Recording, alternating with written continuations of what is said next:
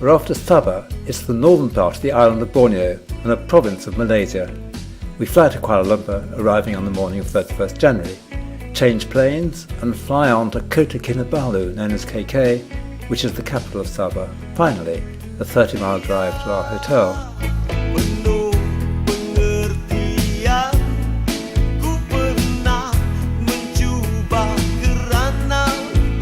Today is a day off, recovering from more than 24 hours of travel.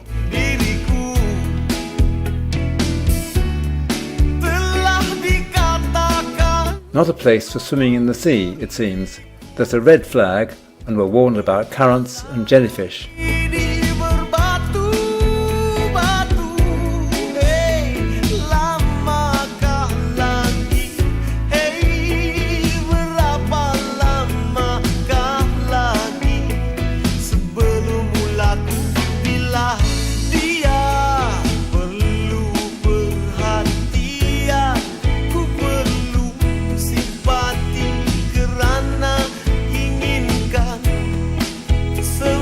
At dawn on 2nd February, travelling again, a complicated day, we fly to Sandakan, the second city of Sabah.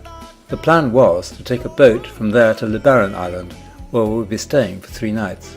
But the sea's too rough for that route, so we're driven to the Lalasan River and board the boat there.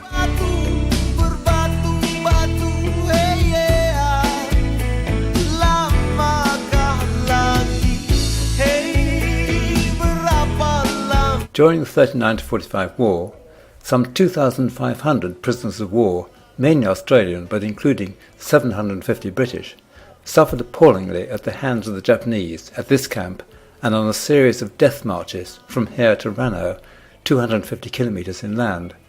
Of the 2,500, only 6, all Australians, who had successfully escaped, were still alive at the end of the war.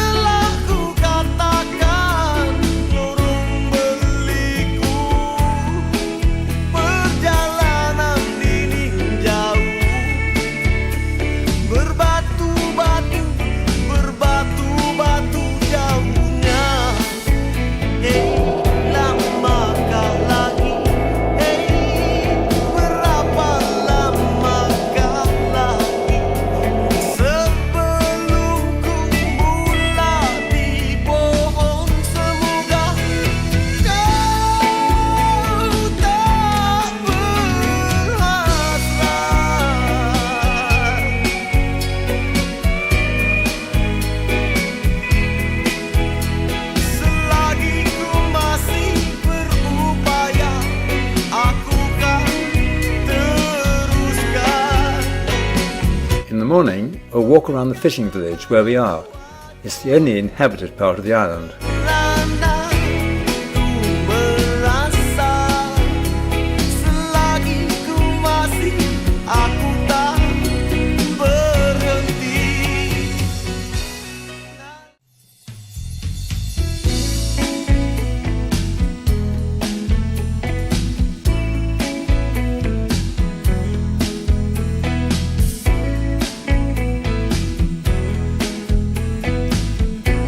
They're cooking rice in coconut leaf pockets for a village party.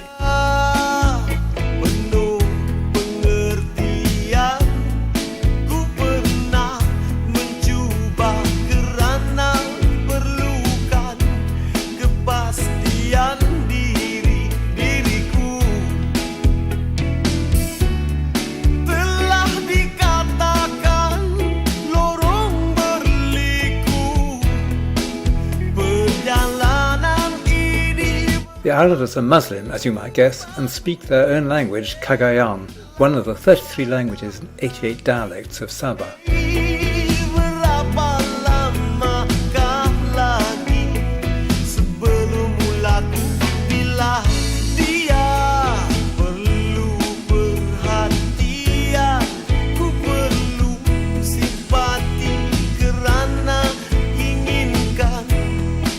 I don't seem to have the right camera or eyesight to cope with birds and animals unless they're sitting right in front of me. So I'll sometimes add a photo from elsewhere, with this symbol to show it's not mine.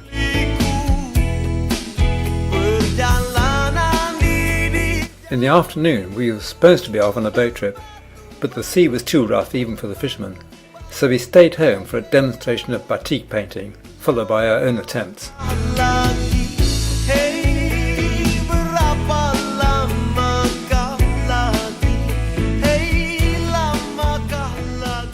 This evening we're entertained by dancers, recruited from hotel staff and the village.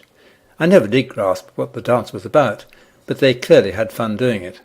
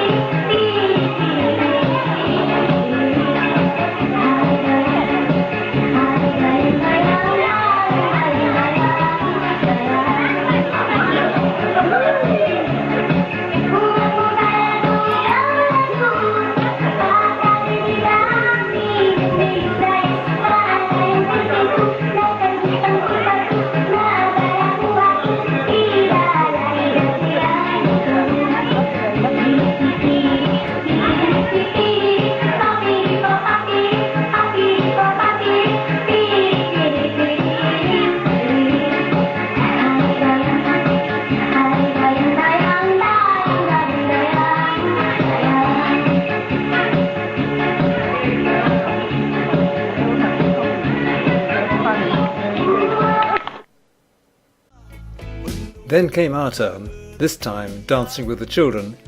Keep your eye on the child with the blue top and red trousers. She alone knows what we're supposed to be doing.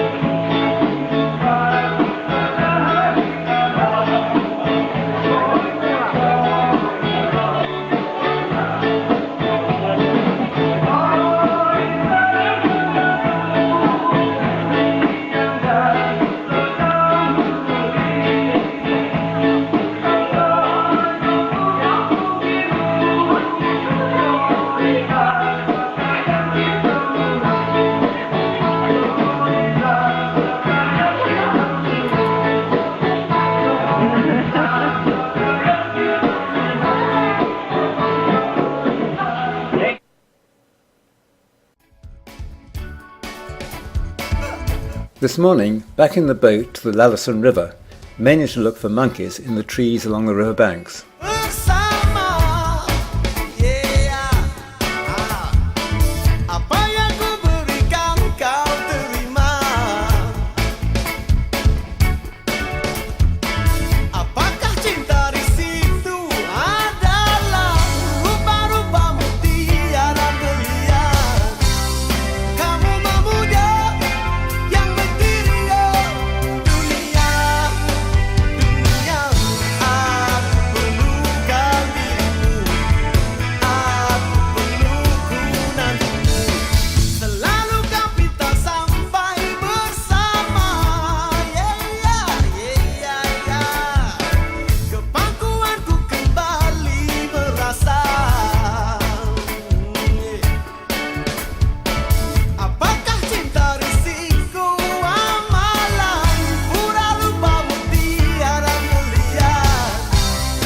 Manso is the assistant tour guide. When on a boat, it takes 2 or even 3 to balance him on the opposite side. He gets teased mercilessly about his weight, but is thoroughly nice and very knowledgeable.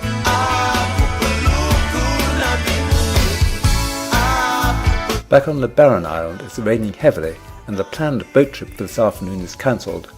Instead, we're set to work making the coconut leaf pockets used for cooking rice.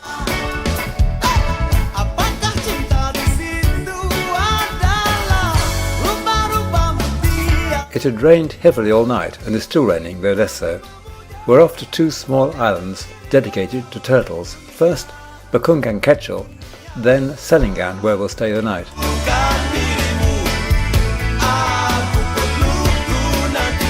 Turtle eggs are buried in sand. I'll explain how they come to be in a hatchery later. Once the egg hatches, the baby turtle tunnels its way to the surface. Not far from the hatchery, we came across half a dozen baby turtles wandering around, lost. We carried them to the beach, put them down in the sand, and they unerringly set off for the sea, overcoming all obstacles. They then head for their feeding grounds, perhaps 2,000 miles away. Most will die on the journey, but a few will make it.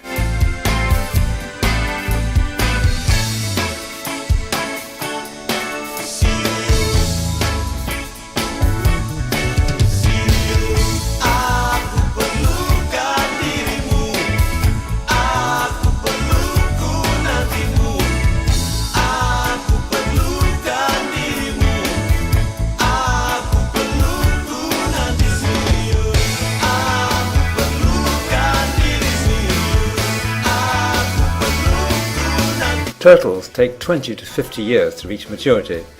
They then head back to their birthplace and mate in the sea nearby. Sometime after that, the female clambers ashore at night, making tracks in the sand like these, digs a hole in the sand, plops in 100 or so eggs and covers them up. She'll have half a dozen goes of egg laying, then back to the distant feeding grounds.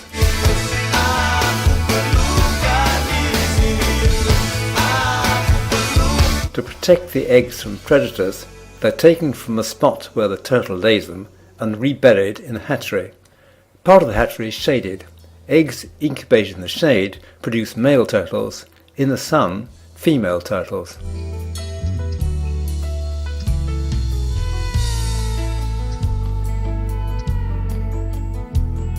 Today's plan: the boat back to Sandakan, then bus to Sepilok to see the orangutans, then on in the bus to Sukau. But floods had made the road beyond Sepilok impassable, so instead we had to take the slower route by boat from Sandakan down the Kinabatangan River to Sukau.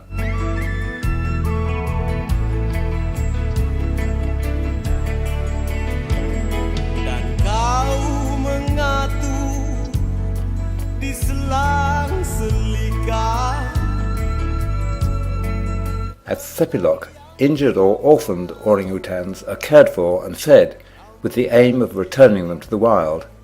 And sadly, it's a wild that has been fast diminishing, replaced by oil palm plantations. Seeing orangutans here was supposed to be one of the highlights. But orangutans dislike heavy rain, and all but one of them, or two counting the baby, remained tucked up in their treetop nests of leaves. The humans had less sense.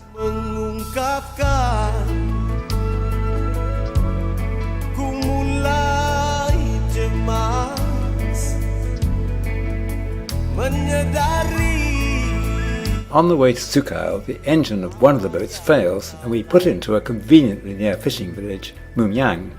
Our guide Matilda excels at managing these sudden changes of plan brought about by storm, flood and now breakdown. In next to no time we find ourselves inside the village house, being regaled with tea in the very best china cups, and, in a small dark cupboard towards the back of the house, peeing through a hole in the floor directly into the river below. No photo. A replacement boat arrives in a couple of hours, and we're back en route to Sukau.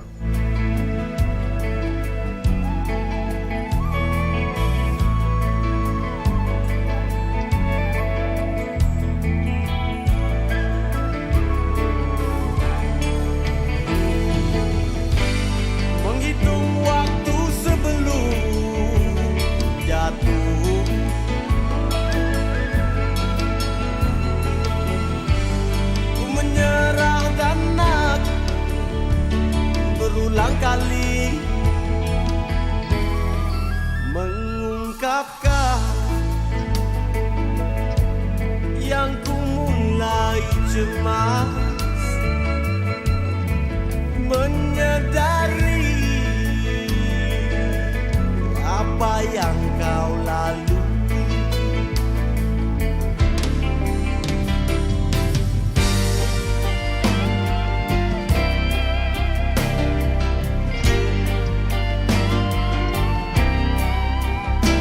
Along this river, it's all secondary forest. The primary forest has been felled. But compassia trees, now towering over the others, usually escaped felling, partly because the wood is hard and splintery, also because the tree houses nests of fierce honeybees.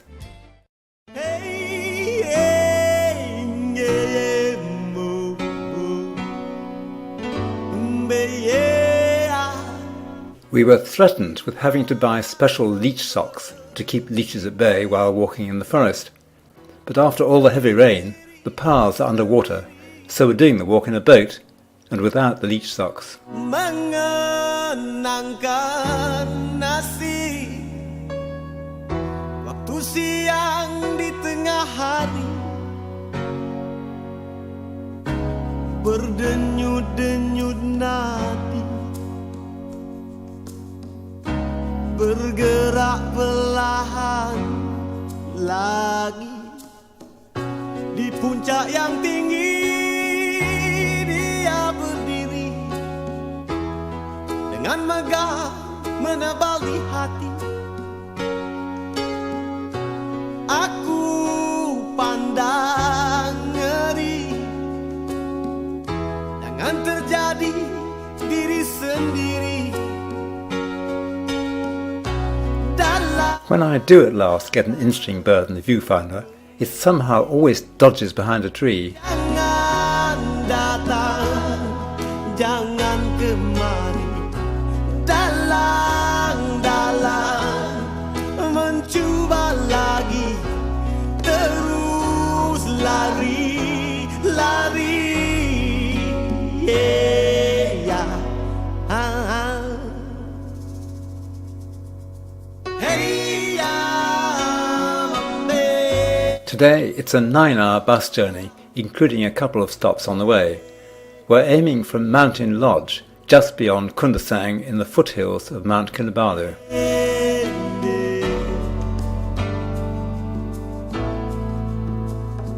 Lari, sembunyi, cuba lagi.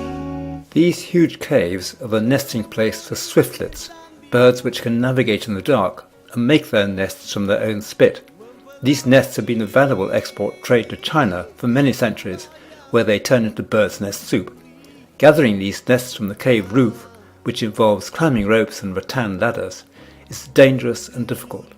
Nests are still collected from these caves, but there's now a newer, less picturesque method where the swiftlets nest in purpose-built concrete blockhouses like this one. Dalang-dalang mengelilingi, jangan datang, jangan kemari, dalang. Shortly before the caves and near the entrance, we got glimpses of wild orangutans moving in the trees, but frustratingly I didn't get a worthwhile photo.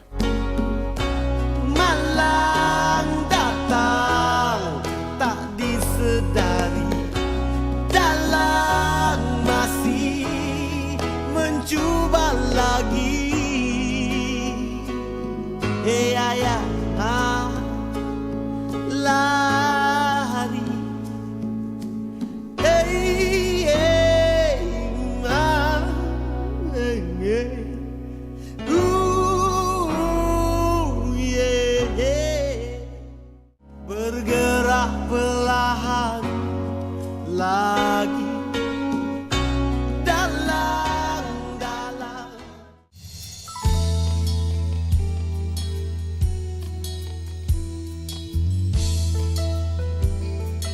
The original memorial, initiated by a New Zealander in 1962 and designed by a local architect, has fallen into decay. Since 2005, much money and effort, led by the custodian, Sevi Charuraks, who started by funding the work himself, has gone into restoring and maintaining the memorial in its present immaculate state.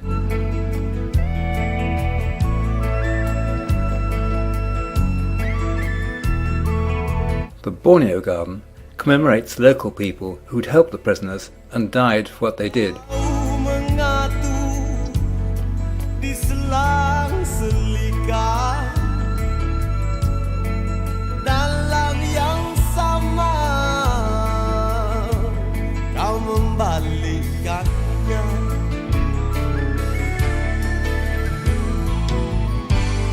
Menghitung waktu sebelum jatuhnya,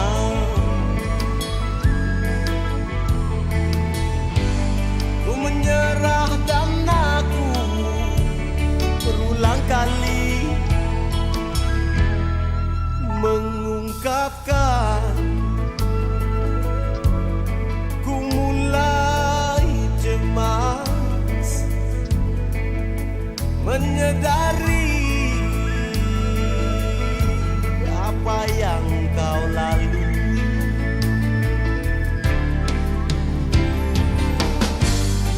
Semua itu, segalanya, semudah itu, sememangnya pernah terjadi. We spend the morning walking in the Kinabalu National Park. In the afternoon, back in the bus to our starting point, Tuaran Beach Resort.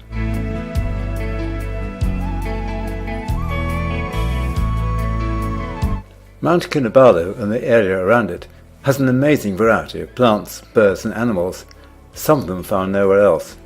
We set off at dawn to see birds, but while pottering around in the semi-darkness down here in the foothills, my concentration wandered.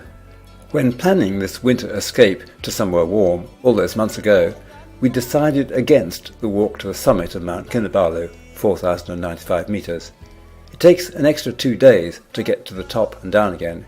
You must go with a guide. Towards the top there's usually not much of a view, and it's reliably cold and wet. We could have all of that at home. Nonetheless, I was now regretting this decision, and perhaps not paying full attention to what we were seeing on the walk.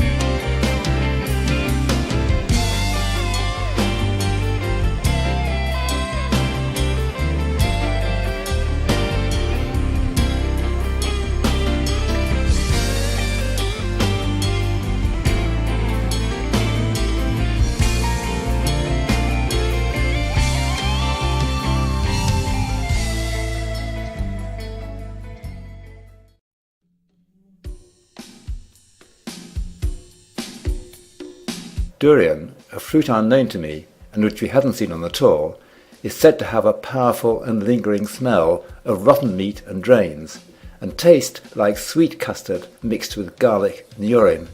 There are many who love durian, but Europeans tend not to, repelled by the smell. Tourist hotels usually play safe and ban it.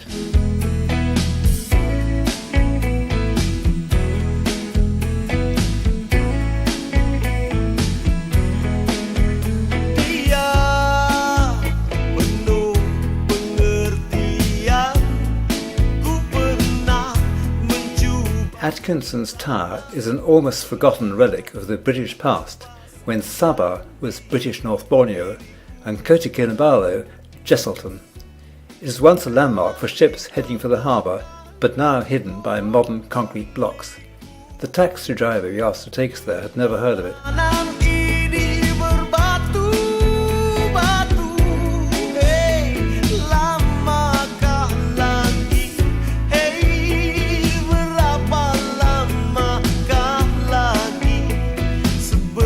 Hanging the skulls of your enemies from the ceiling brought good luck.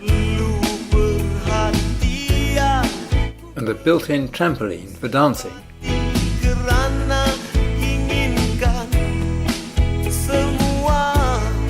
Semuanya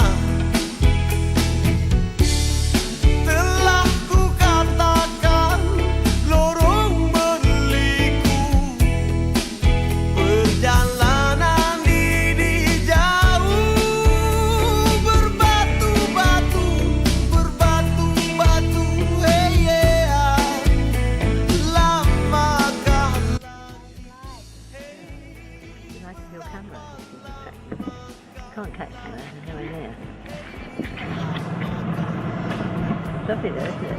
Yeah. Really? So unexpected, really.